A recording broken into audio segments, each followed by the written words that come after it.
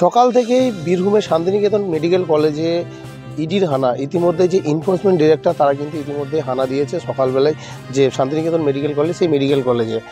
এবং ইডি সূত্রে জানা যাচ্ছে যে এনআরআই কোটায় যে ভর্তি প্রক্রিয়া হচ্ছে ছাত্রছাত্রী, সেই ভর্তি প্রক্রিয়াকে এই শান্তিনিকেতন মেডিকেল কলেজে হয়েছে সেই নিয়ে কিন্তু ইতিমধ্যেই তদন্ত শুরু করেছে। ইতিমধ্যে যে ইডির আধিকারিকরা রয়েছে তারা কিন্তু অ্যাডমিশন ছেলে ইতিমধ্যে তাদের তদন্ত প্রক্রিয়া কিন্তু শুরু করে দিয়েছে। এবং পাশাপাশি যে শান্তিনিকেতন মেডিকেল কলেজে যিনি কর্ণধর রয়েছেন মলয় পীঠ, তিনি কিন্তু লিখিতের মাধ্যমে বিবৃতি দিয়েছেন যে এনআরআই কোটায় কিন্তু তাদের এই কলেজে অর্থাৎ শান্তিনিকেতন মেডিকেল কলেজে কোনো ছাত্রছাত্রীকে তারা কিন্তু ভর্তি করা ভর্তি হয়নি, তারা কোনো ছাত্রছাত্রী এই কলেজে ভর্তি হয় নাই এনআরআই কোটায়, এমনটাই কিন্তু জানিয়েছে যে শান্তিনিকেতন মেডিকেল কলেজের কর্ণধর মলয় পীঠ। ইতিমধ্যে এখনও পর্যন্ত 2 ঘন্টার ওপর হয়ে গেছে যে ইডির আধিকারিকরা রয়েছে তারা কিন্তু এখনও পর্যন্ত তদন্ত প্রক্রিয়া শুরু করেছে এবং অ্যাডমিশন ছেলে তারা রয়েছে তারা কিন্তু খতিয়ে দেখছেন ইতিমধ্যেই যে এনআরআই কোটায় কি কোনো ছাত্রছাত্রী ভর্তি হয়েছে কিনা সেই সমস্ত বিষয় রয়েছে, যে বিষয়গুলি কিন্তু তারা খতিয়ে দেখছে ইতিমধ্যেই।